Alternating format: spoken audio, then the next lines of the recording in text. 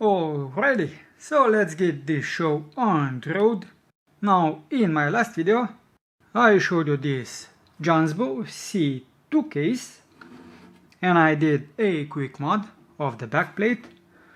So this is the backplate that I've added from an old ATX power supply that I only had the backplate left anyway. Now what is the mod? Well, basically I wired this doohickey up. Well, it was still left in, but I had to add this cable to it, because in this case I will be using an SFX power supply that will go in the front, and I need to connect it here. I also added the switch to the back, and ideally for this mod I would have access to a 3D printer to print an enclosure and put it over, so I wouldn't be able to touch it even accidentally. Now, because I'll be using an SFX power supply, I did need to make a mod, and the mod that I made was to the plate that you attach an SSD and an HDD to. I'll just take the plate out so you can see how it looks like, and also because this is the first step when installing an SSD or when building this PC. So this is the plate in question. Usually it would be turned in this way and connected from the inside. An SSD comes in between this slot, and on this side you would be able to use an HDD. Now what I did is I shortened this section, and now an SSD neatly fits inside here, so it is the same height as this. I also had to increase the cutout of this hole because the SSD needs a SATA plug, and this needs to be unobstructed. So this will go in like so to the front. So we have a SATA data cable and a SATA power cable. Now will I use any screws for this SSD? Probably not. The cables should hold it in place. Now I also had to bend this down, and that is so that the motherboard can actually fit inside. And lastly, what I've done is I have drilled two holes. One big one, and that is because I had to leave this adapter plate a little bit out. Now I drilled this big hole because I needed to push the adapter out. Previously it was installed in this way, so these two screw holes would go like so, but because we have this doohickey right here, so the whole front I/O, and because this is orientated in a different way, but I still wanted to preserve the holes, now this section is hitting into here. So that is why I had to move this up. And then I cut this big hole so that it simply clips into this hole, because this hole has threads, and on the inside it does have a dimple, so if you just wanted to slide this in, it would not fit snugly. But now it will, and I just made an extra hole so this one can simply screw in. But even if I didn't, I think that the case and this hole would be enough to hold this in place. So what I will do now is simply put the SSD on, take a SATA cable. I will take a long one, and the downside of this mod is if you have to change the SSD, you will have to take everything out, even the motherboard. What you could do though, so you don't have to do that, is maybe bend this back or simply cut the bottom piece out so that the SSD would then be able to slide out. You also do have to note that on top of this we will use the power supply, so you don't actually have access to the SSD. Now when it comes to the power supply, I found the cheapest one that I could. It's from Jonsbo CH, 450 watt. It should have 276 watt on the 12 volts, 23 amps, 100 watts on the 5 volt, and 66 watts on the 3.3 volts. As for the connections, it has the 24 pin for the motherboard, also the 4+4 pins for the top of the motherboard, 2 Molex and 2 SATA connectors. Now when it comes to the SATA connectors, that is just enough for what I need. And what will this PC be? The intention is that this PC is going to be used for office use. So what do you get? You get a power supply, some instructions I guess, a couple of zip ties, and screws, which in this case we won't use. And why will I not use the screws? Well, because the power supply will be connected in this way and the screws come out on the top, which I can't put any bracket on the top, and I don't want to drill any holes on the back. So I will use some zip ties to hold it in place. And I don't need to connect it now because I need the SATA power cable, as I will probably not be able to do so after this is in place. And also, why did I do the mod that I did with the backplate? Well, the cheaper SFX power supplies don't have the switch, but even if they do, in this case anyway, you would have to unscrew 4 screws just to get to the power supply to turn it off. So that is why I wanted to have the switch on the back. Now this is a downside, at least in my opinion. I thought that the 2 SATA connectors would be on one cable and the 2 Molex connectors on the other one. Why is this a downside? Well, I could simply use the 2 SATA connectors for the SSDs that I want to use, and the 2 Molex connectors I could just bunch up and use for a GPU by using an adapter, which I could also use inside this small case.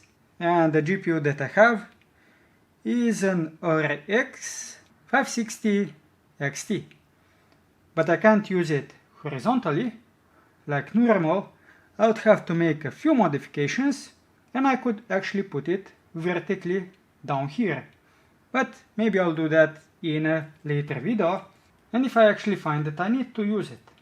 So let's see how this will go. Plug the connector in. Will this be flush? So it is flush and it can be all the way like so, so that's good. As for the power supply, it will have to go in like so, and as you see now, the power supply will also sit on this edge, so that is why I don't want to cut or bend the whole edge. Now instead of using the zip ties, I remembered I have something else. I have some velcro strips, so maybe I could actually use this to tape the power supply down.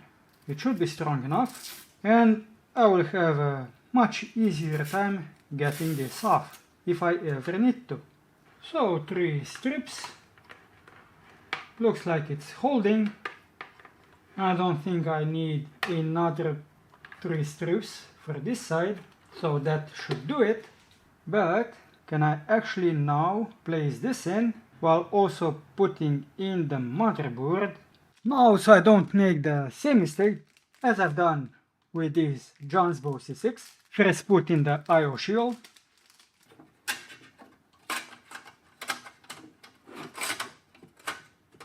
So the I/O shield is in. Move the cables out of the way. Now as for the motherboard, I have 16 gigabytes of memory. I bought this together with the Jonsbo C6 case and also the fan that goes on the bottom, which is this Cursor one. So it's a 14 centimeter Cursor fan and I will have to clean it up a little bit. And I paid for all of this 50 euros. Now the motherboard is Asus Prime H510M-E. And as for the CPU, it's an Intel one G5925. It's not a fast one, but if I ever find a need to replace it, I could get maybe an i3 10100 or maybe the i5 10400. Now in this case I don't have any M.2 disks, otherwise I would put it in. I also don't have a GPU because the CPU has one included. I put some thermal pads and heatsinks on top of the VRAMs just because I had them lying around. But what I will do is change the cooler to a different one. As for the cooler, I have this Assassin King 120 SE. It's the cheapest tower cooler for one fan that I could find that should fit inside and also not be limited by the front PSU. So we have all of the adapters. So I do need to use a backplate, which means that I will just take the cooler off and not do any testing. I do know that the cooler is loud because it's stock, and we all know that Intel stock coolers are loud, so I will replace it. You also get this nice RGB fan. In this case I won't use the RGB lights, but if you want to use it, you can. And as for the cooler itself, it looks like this. It's thin, but should be enough to get the air flowing and also cool off this CPU and also any other CPU that I might upgrade down the line. It has 5 heat pipes, and also don't forget to pull this off. So let me disconnect the stock cooler. Hopefully it will just come off. Maybe I would have to run it a little bit before attempting to do this, but I think it's off. Damn, look how dirty this is. But I think the paste, the paste is not smooth, so I have to clean it off. So that is nothing that some swabs, rubbing alcohol and a piece of paper won't fix. Let's take off the paste.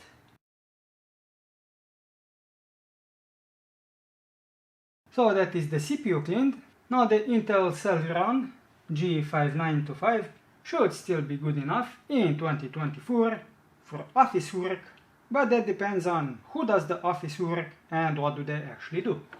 So now let's do the installation. Obviously I need the backplate for the Intel 1150X/1700. So this will go in the back. Line up the holes, just like that. So that is done. Now we need some standoffs, and I think also need these. So we do have this for LGA 1150X and 1200. So we have those standoffs, but what about the screws? That's a good question. So let's take a look at the installation. So for the LG A1200 that I have, we need the G, which are the black standoffs. Then we need the D, which are the two metal brackets, and the E, which are Intel screws, so the ones that come with the blue bracket. Okay, now we have to install the metal brackets. In which way though? Seems like in this way. Let's just make doubly sure. So it is to the inside. Could you perhaps switch this around? I think you could, if you wanted to. So if you don't like the standard orientation of the CPU cooler, which is like this, it could also be orientated in this way. Do the heat pipes clear? They do.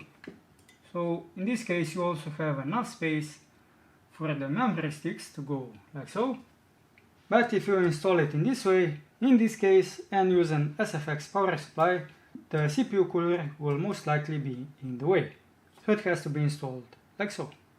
Now we have to put on the thermal paste, which is also included. it's thermal right, TF4, how much is inside. Based on this range, how much is sticking out, not a lot, but should be enough for this application. Well, it's definitely more than enough for this application. Now take the protection sticker off, otherwise you won't get enough cooling. You still will get some cooling, just not what you would expect. Simply screw this down, so that is tightened.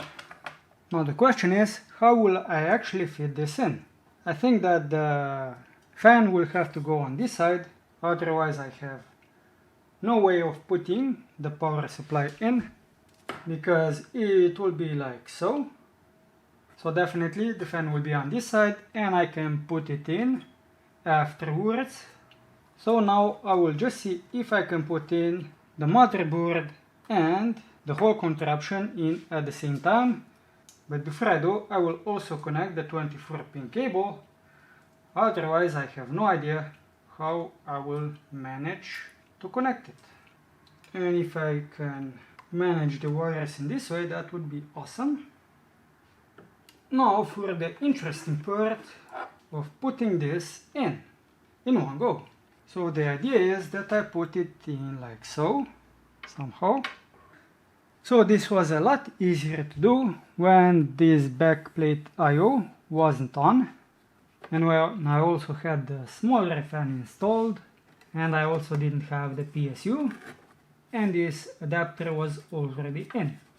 So I'll have to take this out, put this in like so, somehow, have this sticked for the time being, lift this up, put the plate in, line up the hole with this one, the big one with this one, because this simply clips in like so, and hopefully it also clipped on the other side. Let me just take a quick peek. It did, so that's good. Now I should be able to take the power supply. Well, would you look at that, can't even put the PSU in. So I will have to take the CPU cooler off and put it back in once the power supply is in. And while I'm at it, I will also connect this cable, otherwise I will have no way of connecting it, and I will also just simply turn this on, just so I don't have to do it later on. Now this is a really tight fit, as I see now. So this 24-pin connector is really squashed in, maybe a bit too much. It is spinning down on the memory. Also what I see now is I will actually have no way of screwing this in, because the power supply is covering it up. Now that's quite a bit of a dilemma that I have. So could I maybe install this in a different way? That's a good question.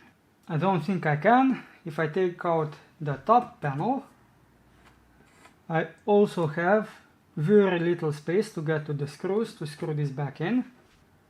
So I'm not gonna lie, this was quite difficult to get in. Well, it is easy now that I know how to do it. So what I've done is I have taken this backplate off, so I could actually grab this cooler from this side. Then I had to slide both of these components at the same time, so the CPU cooler mounted to the motherboard, and also the power supply already connected to the 24-pin, because as you see I now have no space to actually get to that. So that was already connected, and also the SSD, which as you can see I now have no access to. Now this is now in, this is very close to this, should be okay.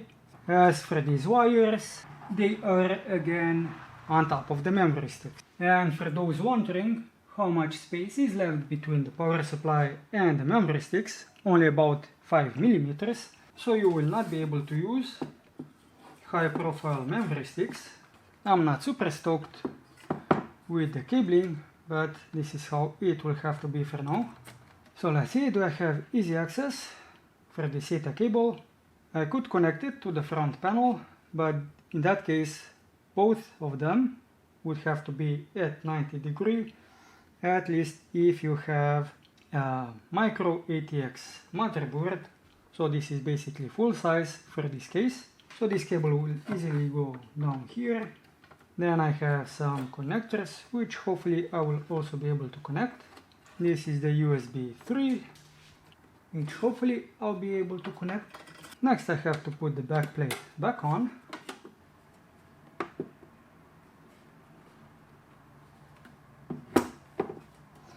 As usual, do you see what happened? I'll give you a moment. It's under I/O shield, nothing to do with the power supply section. Maybe if I tilt it a little bit, is it visible? I think it is. So when I put the motherboard in, as my luck would have it, these two clips that are the grounds, in this case for the HDMI and the display port, ended up inside the port and not outside. What does that mean? Well, it means I have to take everything out so I can tilt the motherboard again and get it inside like it's supposed to be. Lucky me. So hopefully this is it. I have fixed the issue with the I/O shield, put everything together. I have also made it a little bit easier on the memory sticks by routing this cable all the way to the right side. Now all I have to do is put this back. Before I do, I think it will be best if I screw the motherboard down, because I still have not done that, and I think this is something that I should do right now. Okay, so that is done. I only have the top camera left, the other one is full, at least the memory is full. I will now simply connect this to the top. The wiring could be better, but for now this will have to do. Connecting the CPU fan will be fun. That was me being sarcastic, of course. So let's see, how long is the cable? Is it at least long enough so I can connect it? So how do I want this fan to blow? In or out? Maybe I will orientate it in this direction so the cold air blows in. I will have a fan blowing from the bottom, so this could maybe also be an outtake. Should have just connected the fan before I actually put the motherboard in. Now getting this in will be pain in the butt.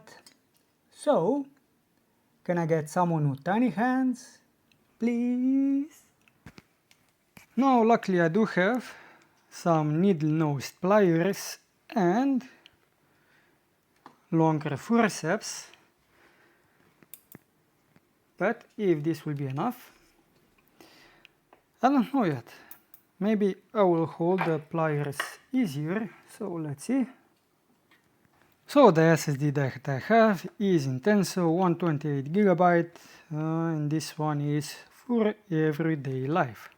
I got it for €5 off of Amazon. This was some discount, so I got 3 of them, and it should be good enough for an office PC. And let's see, I have another cable. The connection I will use is this one on the bottom, so this one will go like so. As for this one, put the SSD behind the cables, so the cables will hold it. When it comes to cable management, I think I did a good job, except with this cable.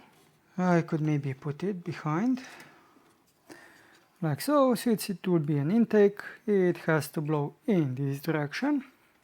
I will put this mesh that came with the case in between.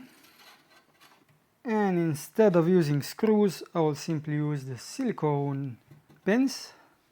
And maybe I will put this on the outside. Will this fit through the mesh without damaging it though? Maybe I'll just go with the screws. These will be the screws that go for the fan, the big ones.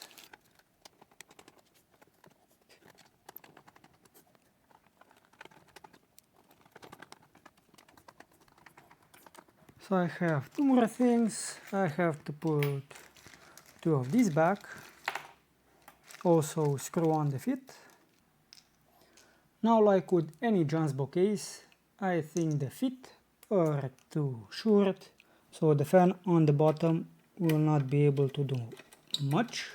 But because this is an office PC and it doesn't have a GPU inside, that should not be an issue. But if you do have a GPU inside, that could be an issue.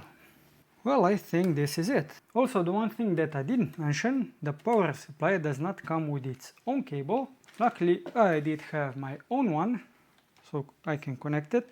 And now I guess we will see the moment of truth, if the PC actually turns on. Okay, so the fans are still spinning. That's a good sign. I just have to switch the cables. It looks like it's working. So I know you can't see much because of the angle. The PC is running.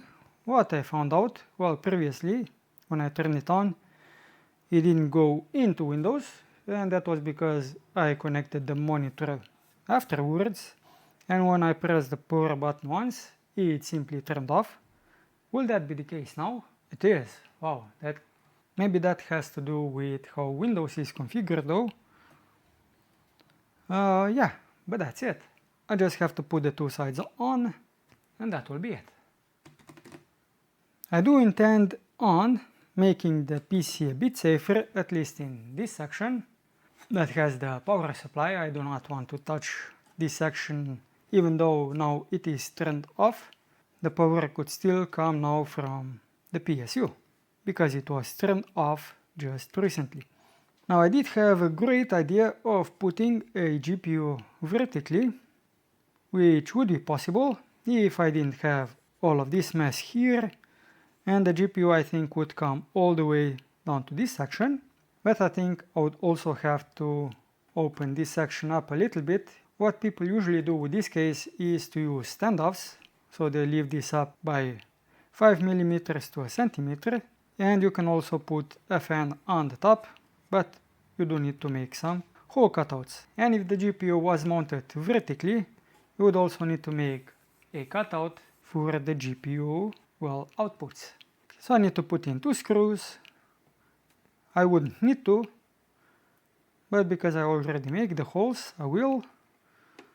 So this one will hold this side of the mount and another one on the other side.